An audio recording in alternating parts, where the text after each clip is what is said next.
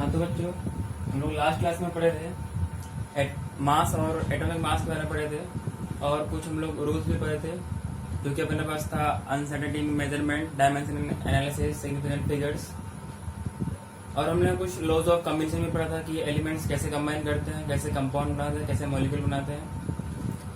जब different different elements react करते हैं किस किस टाइप से कंपाउंड बनाते हैं और किस किस रूल से बनाते हैं, उसमें हम लोगों ने 5 लॉज पढ़े थे। एक था लॉ ऑफ कंजर्वेशन मास, उस तरह से एक लॉ ऑफ कॉन्स्टेंट प्रोपोर्शन था, एक लॉ ऑफ मल्टीपल प्रोपोर्शन था, एक अवोगाड्रो लॉ था, और एक गेल-लुसाक्स लॉ ऑफ गैसियस वॉल्यूम। तो ये अलग अलग लॉज थे। इस हिसाब से इस रूल्स को गवर्न करते हुए एलिमेंट्स कंबाइन करते हैं और कंपाउंड बनाते हैं। नेक्स्ट अपने पास है जो कि वाकई ये पूरे फिजिकल केमिस्ट्री में इम्पोर्टेंट है, जिसकी बात करते हैं मोल कंसेप्ट के बारे में। क्या बात करते हैं? मोल कंसेप्ट। सिंपली एक ये ऐसा कंसेप्ट है जो कि हम सब बेसिक कंसेप्ट ऑफ केमिस्ट्री में पढ़ते हैं। ये आपको हर जगह फिजिकल केमिस्ट्री में ईच एंड एवरी चैप्टर में काम आएगा।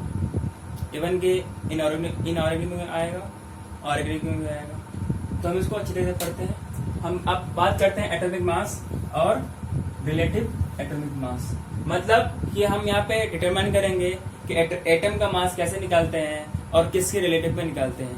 तो जो हम एटम का मास निकालेंगे उसको क्या बोलेंगे? हम एटॉमिक मास बोलेंगे। जिसका निकालेंगे एटॉमिक मास बोलेंगे, और उसके रिलेटिव में जब निकालेंगे तो उसको बोलेंगे क्या? Relative atomic mass. ठीक है। तो इसके लिए हमें कुछ रेफरेंस लेना पड़ता है, क्योंकि हम अपने पास तो बहुत सारे एलिमेंट्स हैं, तो हम किस किस एलिमेंट्स का मास मेजर करते रहे, क्योंकि एटम बहुत ही छोटा होता है। नियरली इसका जो अपने पास होता है रेडियस 10 टू द पावर 10 के -10 मीटर के आसपास होता है, विच इज एक्सट्रीमली स्मॉल, जिसको हम हर एटम का एलिमेंट्स को बार बार हम मेजर नहीं कर सकते हैं। इसीलिए हम कुछ रेफरेंस लेते हैं। तो यहाँ पे जब साइंटिस्ट इन चीजों का पता कर रहा था, उसमें ये लिया गया था इनको कि किसको हम रेफरेंस लें। कभी ऑक्सीजन को किसी ने रेफरेंस लिया कि उसके रिस्पेक्ट में निकाला गया, लेकिन ऑक्सीजन रेफरेंस जब लिया तो वो इस एटॉमिक मास को डिटरमाइन करने में सक्सेसफुल नहीं हो पाया। उस तरीके से लिया हाइड्रोजन को कि हाइड्रोजन सिंपलेस्ट एटम है, लाइटेस्ट एटम है, इसके रिस्पेक्टिव में हम अदर एलिमेंट्स का मास निकालेंगे। ये भी कामयाब नहीं हो पाया। कुछ ना कहीं दिक्कतें आ रही थी, कुछ न कुछ इसमें बाय डिफॉल्ट कुछ प्रॉब्लम आ रहा था, जिनकी वजह से वो सबके मास उनके रेफरेंस में नहीं निकल पा रहा था। ठीक है। तो फाइनली लिया गया scientist, time to time scientist का एग्रीमेंट मीटिंग वगैरह होता रहता है, उसमें ये तय किया गया इसका मास कैसे निकाला जाए। एक होता है अपने पास इंस्ट्रूमेंट, जिसको बोलते हैं मास स्पेक्ट्रोमीटर। क्या बोलते हैं? मास स्पेक्ट्रोमीटर, जो कि that are used by scientist, जो साइंटिस्ट लोग यूज क्या करते हैं।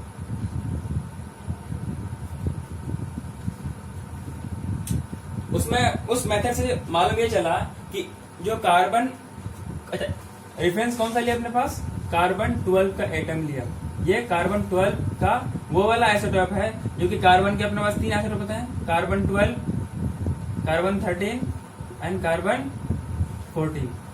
तो जो सबसे मैक्सिमम में ज्यादा अवेलेबल होता है और मोस्ट स्टेबल जो एटम होता है, मोस्ट स्टेबल आइसोटोप को हम यहाँ पे रेफरेंस में लिए हैं।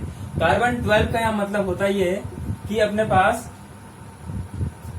6 प्रोटॉन होते हैं इसमें और 6 न्यूट्रॉन होते हैं। इसकी वजह से हम बोलते हैं कार्बन 12। ठीक है। तो ये पहला वाला आइसोटोप है जो कि सबसे ज्यादा इसकी परसेंटेज है, तकरीबन 99.9 के आसपास इसकी परसेंटेज है, और सबसे ज्यादा स्टेबल यही है। ठीक है। इसलिए हम इसको रेफरेंस लेते हैं with the help of mass spectrometer. जब कार्बन 12 के एक एटम का मास मेजरमेंट किया गया तो उसकी वेट जो आई 1.992648 इंटू 10 to the power -23 ग्राम आया। कितना आया? 1.992648 इंटू 10 to the power -3 ग्राम इसका कार्बन 12 के एक एटम का मास आया। ठीक है। By the use of mass spectrometer, एक इंस्ट्रूमेंट है मास मेजरमेंट करने के लिए, बहुत ही स्मॉलेस्ट लेवल पे ये मेजरमेंट करता है। तो इस तरीके से हम कितना बार बार नाप सके, इसलिए हमने एक रेफरेंस ले लिया और इसके रेफरेंस में सारे का सारा मास निकाला गया। ठीक है। जो इसके थ्रू कितना अपने पास आया एक कार्बन 12 एटम का, ये उस एटम कार्बन का नाम है कार्बन 12 एटम, क्योंकि उनके पास 6 प्रोटॉन और 6 न्यूट्रॉन है, इसलिए उसको बोलते हैं कार्बन 12 एटम। और सबसे ज्यादा अवेलेबल है कार्बन में, सबसे ज्यादा अवेलेबल परसेंटेज इसी की 99.9 अप्रोक्स इतने परसेंट है, और सबसे ज्यादा स्टेबल, इसलिए ये वाला आंसर उसकी है। इनकी वैल्यू कितनी आई 1.992648 इंटू 10⁻23 ग्राम। अगर इसको केजी में करना हो तो -27 किया जाएगा। ये जानते हुए कि एक मोल जो कार्बन होते हैं इनकी जो वेट होती है 12 ग्राम होती है, इनकी जो वेट होती है 12 ग्राम होती है। अगर ये वाली वैल्यू को आप Na से मल्टीप्लाई कर दोगे तो आपको ये 12 ग्राम देगा। नहीं हो तो आप करके देख लेना, इतना ही आएगा। ठीक है। अच्छा, जैसे कि अगर मैं कहूं 1 डजन बनाना का कॉस्ट अगर 60 रुपए है, 1 डजन बनाना का कॉस्ट 60 रुपए है, तो या फिर ये कहो कि 60 रुपए डजन बनाना मिलते हैं, 60 रुपए के 12 मिलते हैं, तो एक के कितने पड़ गए अपने पास? 5 पड़ गए। उसी तरीके से जब एक एटम का वेट अपने पास इतना है, तो जो अपना ये वाली वैल्यू है ये हम आगे निकालेंगे, इसकी वेट कितनी होगी? 12 ग्राम। तो सेम एक यूनिटरी मेथड के इस्तेमाल करके इसका मास निकालिए। तो मालूम ये चला कि जब एक मोल कार्बन का वेट इतना है और एक एटम का वेट इतना है, तो नंबर ऑफ एटम कितना होगा? ये क्या है? 1 carbon, mass of a carbon 12 atom का मतलब एक एटम, कार्बन 12 के एक एटम का वेट कितना है? 1.992648 इंटू 10⁻23 ग्राम। तो नंबर ऑफ, अच्छा पूरा एक मोल का वेट कितना है? 12 ग्राम। तो नंबर ऑफ कार्बन एटम कितने होंगे? नंबर ऑफ कार्बन 12 एटम कितने होंगे? Total mass upon mass of 1 atom, जो कि इसका यूनिट था मास ग्राम पर कार्बन एटम। इसकी वैल्यू अपने पास आई 6.022136 इंटू 10⁻23 एटम पर मोल। तो एक मोल का इतना है, तो नंबर ऑफ एटम कितना होगा? इतना एटम्स पर मोल। ठीक है। तो इस वैल्यू को, जो ये वाली जो वैल्यू अपने पास है 6.021367 इंटू 10⁻23, इसको बोलते हैं Na। Na का मतलब क्या? Avogadro number. क्या बोलते हैं? Avogadro number. ठीक है। तो ये वाली वैल्यू आपको खासतौर से इस फॉर्मेट पे याद रखनी है कि इसको हम 6.022 नियर ले लेते हैं इंटू 10⁻23 आती है। पूरे फिजिकल केमिस्ट्री में जहां पर भी 1 मोल की बात आए, Na की बात है, तो इसकी वैल्यू इतनी ही हमेशा हो। और पूरे केमिस्ट्री में ही जब तक आप पढ़ते रहो, तब तक Na की वैल्यू हमेशा इतनी रहेगी। इतनी Na की वैल्यू मतलब जहां पर भी Na लिया मतलब कि एवोगैड्रो नंबर मतलब 6.022 इंटू 10⁻23 ये नंबर है, ये एक नंबर है। अब मैं बोलूं कि 1 Na या 1 मोल, इसको हम 1 मोल भी बोलते हैं। 1 मोल में इतने नंबर ऑफ पार्टिकल हो गए।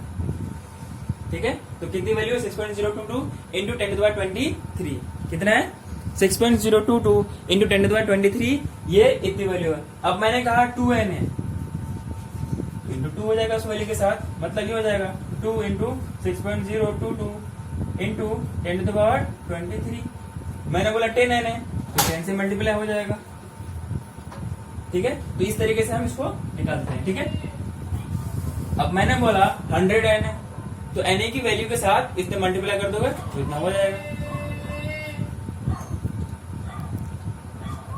इसको अभी हाँ, तो हम फिर बात करते हैं कि जो हमने पढ़ा कि with the help of mass spectrometer, जो अपना 1 कार्बन, एक कार्बन 12 एटम की जो वैल्यू आई थी 1.992648 इंटू 10⁻23 ग्राम, और ये जानते हुए कि एक मोल में 12 ग्राम होते हैं, एक मोल कार्बन का वेट 12 ग्राम होता है।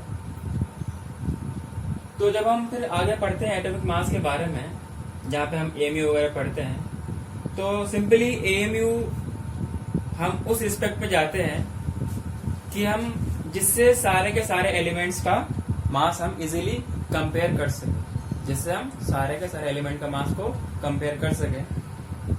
तो जैसे 12 एटम है, उसका अगर वो मैं 1/12 ले लूं, तो क्या ये नियरेस्ट में पहुंच जाएगा सबसे यूनिट पार्ट में इन टर्म्स ऑफ, अगर 12 है तो 1 के में पहुंच जाएगा। जब वो हम 1 वाले हिस्से में पहुंच जाएंगे तो क्या हम वहां से हाइड्रोजन का मास निकाल सकते हैं, क्योंकि हाइड्रोजन के पास सिर्फ और सिर्फ 1 प्रोटॉन और 1 इलेक्ट्रॉन हुआ करती है।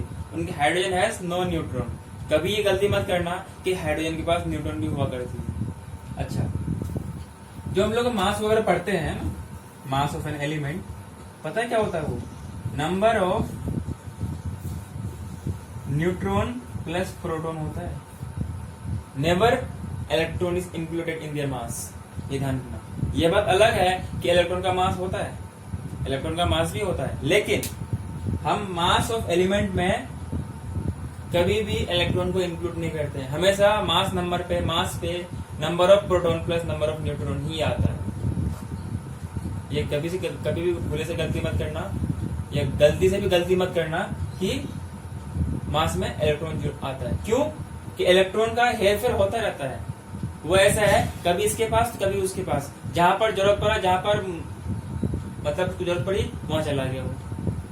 इसीलिए इलेक्ट्रॉन का मास ऑफ एलिमेंट में इन्वॉल्व नहीं होता है।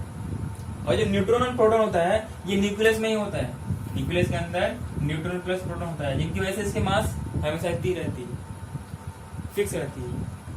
और कभी इलेक्ट्रॉन आएगा कभी इलेक्ट्रॉन जाएगा, क्योंकि electron lives in and orbits moves in their orbit. वो मूव करते रहते हैं, जहां उसको एनर्जी मिलती है वो निकल लेता है। इस तरीके से इलेक्ट्रॉन को हम नहीं लेते, ठीक है। तो मास में हमेशा न्यूट्रॉन प्लस प्रोटॉन ही लेते हैं, ठीक है।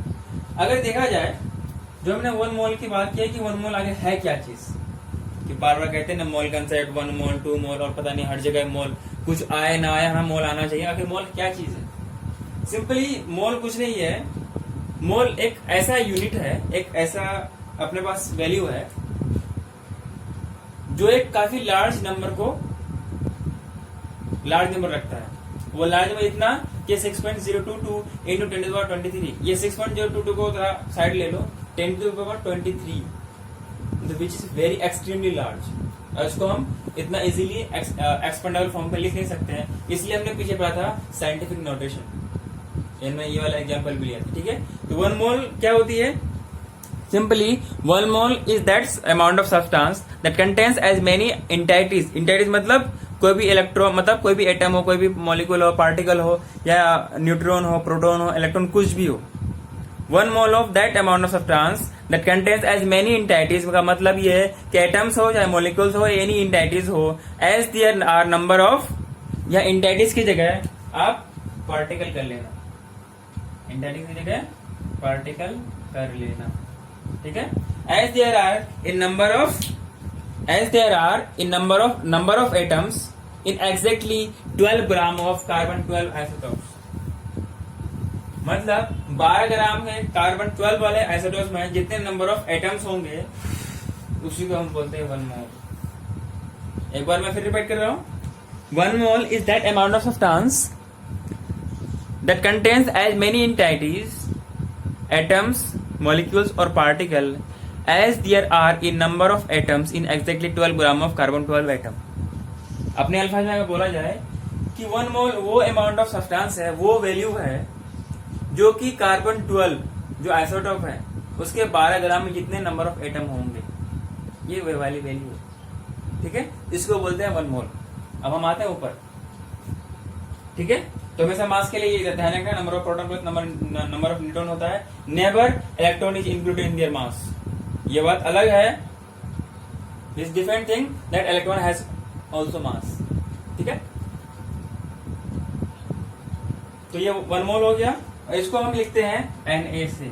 इसे लिखते हैं Na से, मतलब अवोगाड्रो नंबर। क्या? Avogadro number. कभी सवाल पूछा जाए आपके स्कूल लेवल पे कि ये 1 मोल क्या होती है, तो सिंपली आपको लिखना है कि 1 mole is that amount of substance that contains as many entities as there are in 12 gram of carbon 12 atom. Carbon 12 atom isotopes, carbon 12 isotopes in exactly 12 gram of carbon 12 isotopes. तो ये वो वाली value है 6 point कितना। ये value कभी कभी भी नहीं भूलना है, इसको Na से लिखते हैं। और ये कितनी है? 6.022 इंटू 10⁻23। चाहे कुछ भी हो। मैंने बोला 1 मोल ह्यूमन, 1 मोल इंसान का मतलब यह हुआ कि 6.022 इंटू 10⁻23 ह्यूमन। मैंने बोला 1 मोल मार्कर, मतलब कि जो नंबर ऑफ मार्कर है, ये जो इसके वैल्यू है, ये कितनी हो जाएगी, 6.022 इंटू 10⁻23 नंबर ऑफ मार्कर्स। मैंने बोला ऐसा कुछ भी ले लो आप, ह्यूमन ले लो, जानवर ले लो, प्लांट ले लो, पत्तियां ले लो, कुछ भी ले लो, सेल्स कुछ भी ले लो, 1 मोल का मतलब ही होता है ये वाली वैल्यू। मतलब ये है कि 6.022 इंटू 10⁻23, क्या बोला मैंने, 6.022 इंटू 10⁻23 नंबर। मोल बेसिकली कुछ नहीं है, एक नंबर है। 1 मोल क्या है, बेसिकली कुछ नहीं है, एक नंबर वाली वैल्यू है।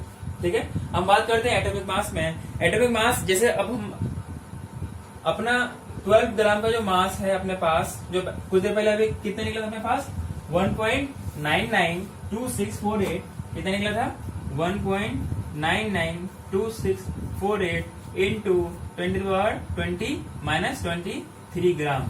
ये कार्बन 12 के एक एटम का वैल्यू है, मास है।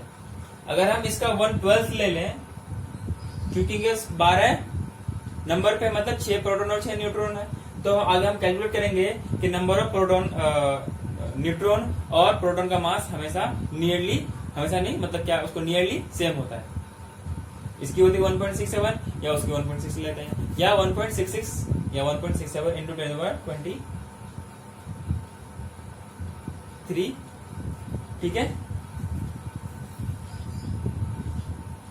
तो कितनी होती है, 1.6605 या 1.6 इंटू 10⁻24 ग्राम। इस केजी में कन्वर्ट कर देंगे तो 27 केजी हो जाएगा, और ये वाले केजी में करेंगे 26 केजी हो जाता है। तो हमें इसको केजी से मतलब है, हम इसको ग्राम में रखते हैं। तो कार्बन 12 के एक एटम की मास कितना है, 1.992648 इंटू 10⁻23 ग्राम। वहीं पर इसका 1/12 ले लूं तो कितना हो जाएगा अपने पास, 1.6605 इंटू 10⁻24 ग्राम। ठीक है, इसी वैल्यू को हम बोलते हैं क्या, AMU, not Aligarh Muslim university, that is atomic mass unit. क्या बोलते हैं, एटॉमिक मास यूनिट। क्या बोला मैंने, एटॉमिक मास यूनिट। मतलब जो इतनी बड़ी वैल्यू थी, इसका एक यूनिट की बात करें, 12 था, 12 का 1/12, मतलब 12 में से एक हिस्सा। ठीक है, तो कितना हो जाएगा, क्या बोलते हैं इसको, एटॉमिक मास यूनिट। इसी को हम बोलते हैं नियरली प्रोटॉन का मास, नियरली न्यूट्रॉन का मास। तो प्रोटॉन, न्यूट्रॉन और एमयू की वैल्यू, मास की वैल्यू कितनी होती है, 1 एमयू में कितनी वैल्यू होती है, 1.6605 या 1.66 इंटू 10⁻24 ग्राम, या इसको 1 एमयू बोलते हैं। और जब इसको इन टर्म्स ऑफ प्रोटॉन और न्यूट्रॉन देखा जाए तो कितनी होती है, 1.66 इंटू 10⁻24 ग्राम। ठीक है, केजी में कन्वर्ट करो, -27 केजी हो जाएगा। ठीक है, तो ये अपने 1 मोल हो गया। तो हम अब एटॉमिक मास को जब देखते हैं तो इस हिसाब से देखते हैं कि जो जिस एटम को निकालने जा रहे हैं, तो हम अदर एलिमेंट के जो एटम से कंपेयर करेंगे, कैसे करेंगे, तो ये करेंगे कि ये वो वाली नंबर है, ये वो वाले टाइम्स है कि जो mass of one atom of element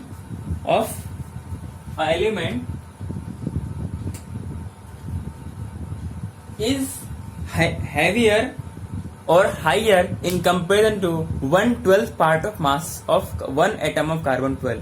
मतलब कि जो कार्बन 12 के जो एटम अपने पास है, इसका एक एटम है, इस कार्बन 12 के एक एटम का 12 हिस्सा लेकर के उसके कंपेयर में जो अदर एलिमेंट के जो एटम है वो कितना है। ठीक है, हाउ मेनी टाइम्स, मतलब कितना ज्यादा है, तो एटलीस्ट कम से कम 1 टाइम्स होगा, जो कि हाइड्रोजन है। फिर आगे बढ़ते जाएंगे तो एक प्रोटॉन, इससे पहले हाइड्रोजन में सिर्फ एक प्रोटॉन है, आगे वाले में 2 प्रोटॉन 2 न्यूट्रॉन, तो उसको मास 4 हो गए, तो 4 इंटू ये वाले कर देंगे तो उसको मास आ जाएगी इन टर्म्स ऑफ एमयू। तो इस तरह निकालते हैं। तो इनको क्या बोलते हैं, एमयू बोलते हैं। तो बेसिकली उसको ये कह सकते हैं, quantity that is 1/12 mass of carbon 12 atom, quantity that is 1/12 mass of an atom of carbon 12।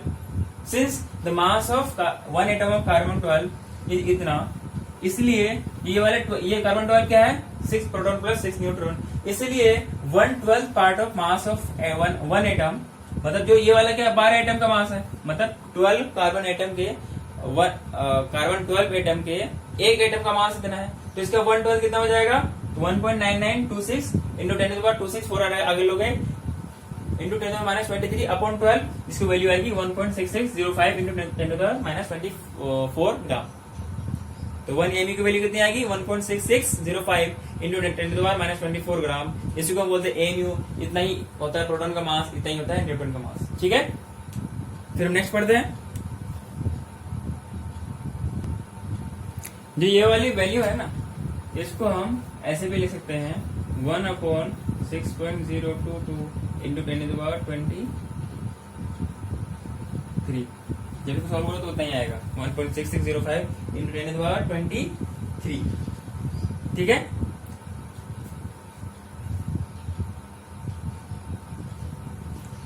अब हम एमी के बारे में पढ़ लिए, प्रोटॉन के बारे में पढ़ लिए, न्यूट्रॉन के बारे में पढ़ लिए, तो उसके रिस्पेक्ट में अब कितना हैवियर है, कितना क्या है, उसको हम देखते हैं।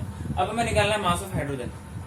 तो with the help of that instrument, जो मास ऑफ हाइड्रोजन होता है ये 1.6736 इंटू 10⁻24 ग्राम होता है, और इतना ही नियरली अप्रोक्स 1 प्रोटॉन का मास होता है। ठीक है, सो इन टर्म्स ऑफ एमयू हमने क्या कहा था कि 1/12 के कंपेयर में किसी एलिमेंट का जो एटम है उसका मास कितना हैवियर है। ठीक है, तो जब उसका मास इतना है तो एक एमयू की वैल्यू इतनी है, कितने एमयू एटम कितने होंगे। तो जब इसको सॉल्व करेंगे आप, ये मास ऑफ हाइड्रोजन है ये वाली, और ये क्या है एमयू, तो इसकी वैल्यू है 1.078, तो नियरली 1.08 लेते हैं। तो इसको सिंप्लीफाई करने के लिए 1 एमयू ले लेते हैं। ठीक है, इस 1 एमयू को आप Na से मल्टीप्लाई करोगे। Na मतलब जहां पर भी Na लिया जाए या 1 मोल बोला जाए, उसकी वैल्यू होती है 1.6.022 इंटू 10⁻23। ठीक है, तो ये वाली वैल्यू हो जाएगी 1 ग्राम। जो हम बात करते हैं ना 1 ग्राम के हाइड्रोजन का मास 1 ग्राम है और हीलियम का मास 4 ग्राम है, ये हम 1 मोल एटम की बात करते हैं, 1 मोल एटम की बात करते हैं। ठीक है, उसी तरीके से जब ऑक्सीजन का लिया गया तो उसका नियरली आया 15.994 एमयू, इसको हम नियरली 16 एमयू लेते हैं। जब इसको आप Na से मल्टीप्लाई करोगे तो ये देगा 16 ग्राम, इसलिए हम लोग मास लेते हैं ऑक्सीजन का 16 ग्राम। ठीक है, इस तरीके से हम फिर सारे एलिमेंट का मास इसी तरीके से मेजर कर लिए गए। जो हम पीरियड टेबल में बात करते हैं वो 1 मोल एटम का मास होता है। कितने का होता है 1 मोल एटम का मास हुआ करता है। ठीक है, एक होता है अपने पास एवरेज एटॉमिक मास। जैसा कि आप जानते हैं एलिमेंट्स का अलग अलग आइसोटॉप्स होता है, यूनिवर्स में एग्जिस्ट करती है। जो उसका आइसोटॉप्स होता है सबका एविडेंस भी अलग अलग है, परसेंटेज भी अलग अलग है। तो हम जो एवरेज एटॉमिक मास लेते हैं तो उन सारे के सारे आइसोटॉप्स का परसेंटेज के साथ कौन कितना परसेंटेज में है और कितनी वैल्यू है वो पूरा का पूरा कैलकुलेट करके एवरेज में लेते हैं, इसलिए बोलते हैं हम एवरेज एटॉमिक मास। तो देखते हैं कैसे करते हैं उसको। हाँ, तो ये वाला अपने पास कार्बन 12 एटम है, मतलब 6 प्रोटॉन 6 न्यूट्रॉन। एक बात और स्टार देखिए, नोट्स डाल के लिख लेना कि जो न्यूक्लियस होता है ना उसमें न्यूट्रॉन होते हैं और प्रोटॉन हुआ करते हैं। ठीक है, और उस एलिमेंट में इलेक्ट्रॉन होता है। मेरा कहने का मतलब यहाँ पर ये है कि जो एलिमेंट होगा ना उसका जो एटॉमिक नंबर होगा वो प्रोटॉन के बराबर होगा। जितने नंबर ऑफ प्रोटॉन है वही उसका एटॉमिक मास होगा। ये मत कहना कि जितने नंबर ऑफ न्यूट्रॉन है। तो जैसे हम आगे बढ़ते हैं एलिमेंट्स हायर एलिमेंट्स में जाते हैं तो नंबर जो न्यूट्रॉन का नंबर है वो चेंज होता रहता है, कुछ ज्यादा ही चेंज होता है। प्रोटॉन तो एक बढ़ता रहेगा लेकिन न्यूट्रॉन एक से ज्यादा बढ़ता है। तो कैसे बढ़ता है, जैसे अगर मैं आर्गन का ले लूं तो आर्गन का मास 20 है, कैल्शियम का मास 20 है। तो इस तरीके से लेते हैं। जरूरी नहीं कि इलेक्ट्रॉन सेम हो, क्योंकि इलेक्ट्रॉन कैन बी एक्साइटेड और ऑर्बिट से बाहर भी जा सकता है और ऑर्बिट में बाहर से आ भी सकता है। बाहर चला गया तो पॉजिटिव चार्ज आ गया, अंदर आ गया तो नेगेटिव चार्ज आ गया। ठीक है, न्यूट्रल एटम पे इलेक्ट्रॉन आ गया तो नेगेटिव चार्ज, न्यूट्रल एटम से बाहर चला गया तो पॉजिटिव चार्ज। तो ठीक है, जो एटॉमिक नंबर होता है वो नंबर ऑफ प्रोटॉन के बराबर हुआ करता है। ठीक है, तो इसमें क्या हुआ, 6 proton plus 6 neutron, 6 proton plus 7 neutron, 6 proton plus 8 neutron, 8 6 14, 7 6 13, 6 6 12। तो इसका परसेंटेज है 98 पॉइंट, इससे मुझे पहले मैंने बोला था 99.9%, वो नहीं 98 पॉइंट एक्जैक्ट वैल्यू है 98.892%। और कार्बन 13 वाला है, ये सब ऐसे अलग अलग आइसोटॉप्स हैं कार्बन के, 3 आइसोटॉप्स में ये एग्जिस्ट करती है। तो इसकी 1.08% एग्जिस्ट करती है, और ये वाला आइसोटॉप 2 × 10⁻⁻, मतलब सबसे लीस्ट ये वाला एग्जिस्ट करती है। इसकी वैल्यू हो गई 14 इन टर्म्स ऑफ ए में 14.00317, ऊपर वाले का कार्बन 13 का 13.0000335, और ऊपर वाले का 12, अभी हमने पीछे पढ़ा है। ठीक है, 12 mu, फिर इसको मोल से मल्टीप्लाई करना 12 ग्राम हो जाएगा। ठीक है, तो इसका एवरेज इस हिसाब से लेते हैं, ये परसेंटेज पे है तो परसेंटेज को हम डेसिमल में कन्वर्ट कर लेंगे। तो ये 0.98892 हो गया, ये वाला 0.01 हो गया, ये 2 × यहाँ पे 10 था, 100 परसेंटेज मतलब क्या पर 100, तो 100 को मैंने नीचे रख दिया, ये ऊपर चल जाएगा लेकिन -12 हो जाएगा। फिर इसको क्या करेंगे, इनके रिस्पेक्टिव मास से मल्टीप्लाई करेंगे।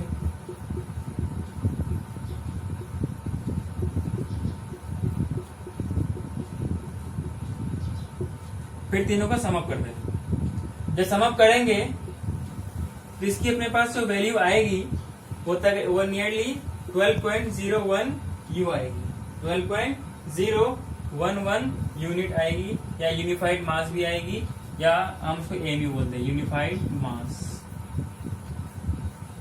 ठीक है, तो इस तरीके से एवरेज एटॉमिक मास निकालते हैं। अच्छा, एक होता है मोलिकुलर मास। क्या होता है मोलिकुलर मास? ये क्या होती है molecular mass? Simply nothing but ये एक मोलिक्यूल का मास है, मोलिक्यूलर मास। मान लो एग्जाम्पल के तौर पर मैंने लिया CO2। क्या लिया? CO2। तो अब हम जो भी मास की बात करते हैं ना, यहाँ पे हर जगह 1 मोल की बात करेंगे, मतलब इन टर्म्स ऑफ मोल में बात करेंगे।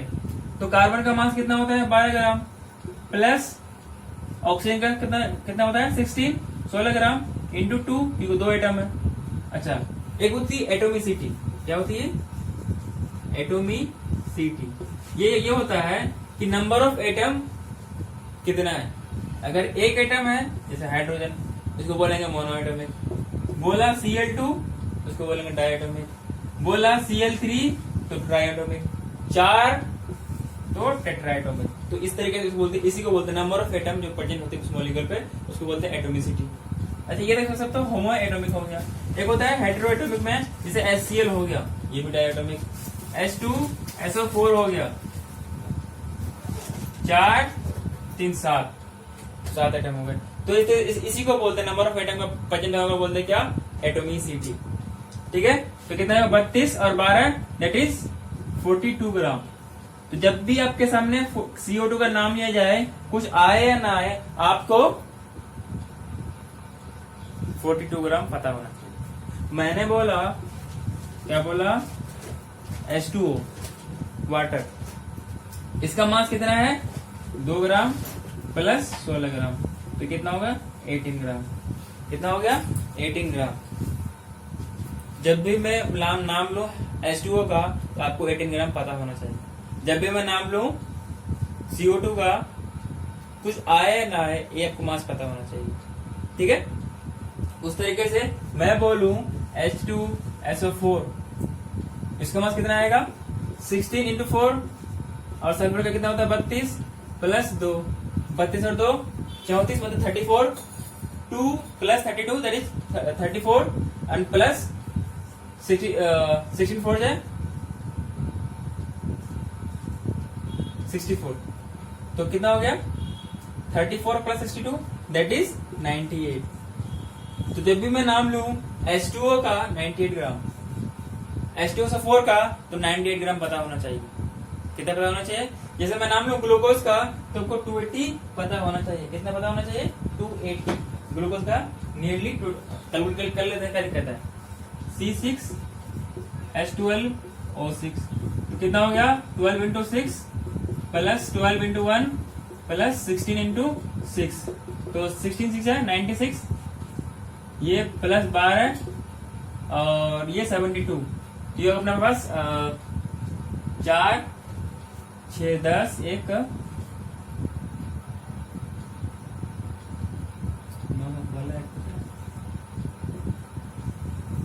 180 होता है। कितना होता है? मैं 280 बोल रहा था, 180 होता है। तो ग्लूकोज का मास कितना होता है? 180 ग्राम।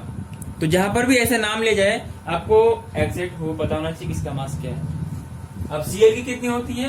उसकी 35.5 होती है। क्यों होती है? क्यों जब हम उसका अलग अलग आइसोटॉप्स का एवरेज एटॉमिक मास निकाले तो कहीं पे इतने भी आ सकता है, तो इसको नियरली 35.5 लेते हैं। कहीं पे आपको लिखा होता है, मान लो कहीं पे लिखा हुआ था 11.99, तो इसको हम 12 ले लेंगे तो नियरली पे जाते हैं। किस पे जाते हैं? नियरली पे जाते हैं। ठीक है, तो ये आपका हो गया मॉलिक्यूलर मास। क्या हो गया? Molecular mass. और अच्छा, इस ग्लूकोज का एग्जैक्ट मास निकाला जाए, ये होता है अपने पास 180.62। कितनी होती है? 180.162 unified mass in terms of MU, और एक करोगे तो रियली 180 ग्राम ही आ जाएगा ये। ठीक है, वो ये एमयू के टर्म्स में हो गया। ठीक है, तो ये आपका होगा मॉलिक्यूलर मास। इसी तरीके से कहीं फॉर्मूला दिया हुआ है तो फॉर्मूला बेस्ड इसको बोलेंगे फॉर्मूला यूनिट मास के फॉर्मूला का। जैसे NaCl, सोडियम कितना होता है? 23 होता है। कितना हो गया? 23 ये हो गया। और क्लोरीन कितना? 35.5 होता है। तो कितने हो गए? 35 और 55 58.5 आ गया।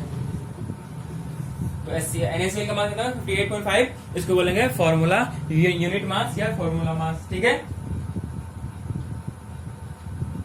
तो आपको कहीं पे भी मास पूछा जाए तो एनसीईआरटी के आपको एक्सरसाइज में कई सारे क्वेश्चन दे रखे हैं मास के बेस पे कि इसका मॉलिक्यूलर मास निकालो।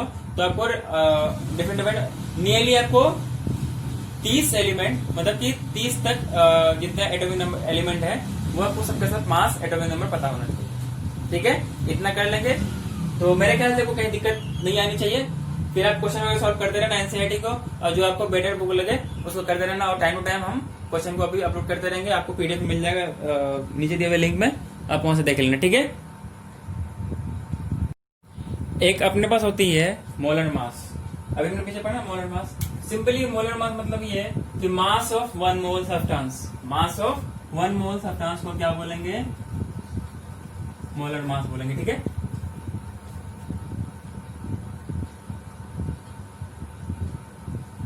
हम जब मोल की बात करते हैं, अगर हम मोल की बात करते क्यों?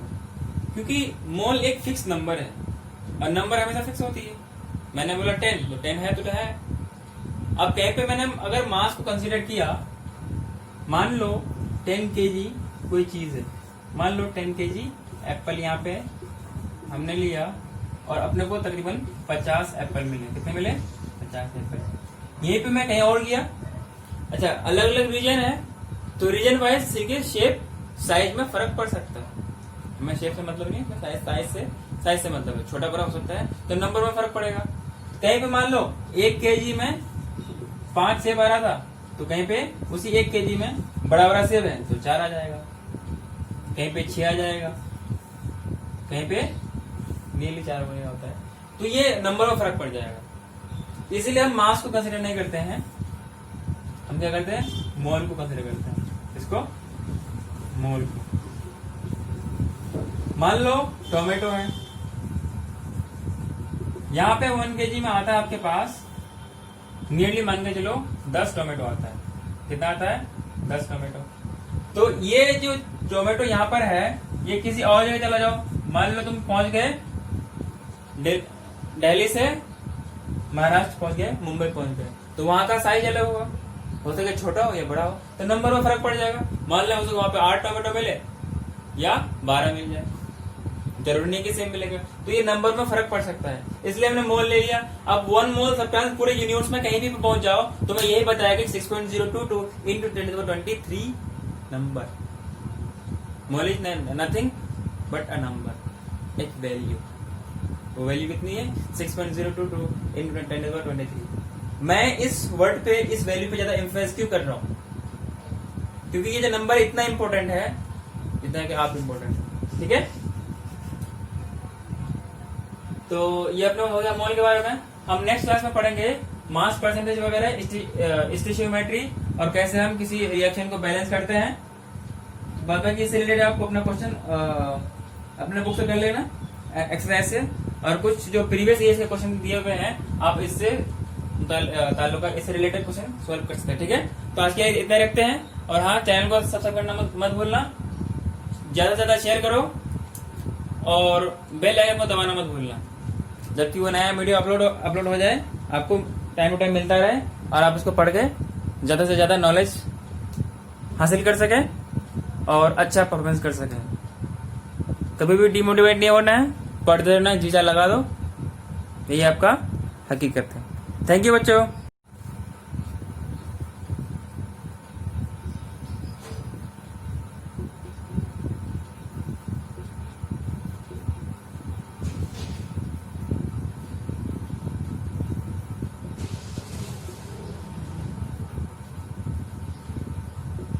एटम का वेट, एटॉमिक वेट, मॉलिक्यूल का वेट, मॉलिक्यूलर वेट, तो ये सब अलग अलग लेवल में देते हैं, तो सबको सेम चीज है। तो इसको हम लिखेंगे मोलर मास को मोलर मास इसे लिख दिया, और मॉलिक्यूलर वेट को MWT लिख दिया, एटॉमिक वेट को AWT लिख दिया। इस तरीके से लिखते हैं molecular weight, atomic weight, molecular mass. ठीक है।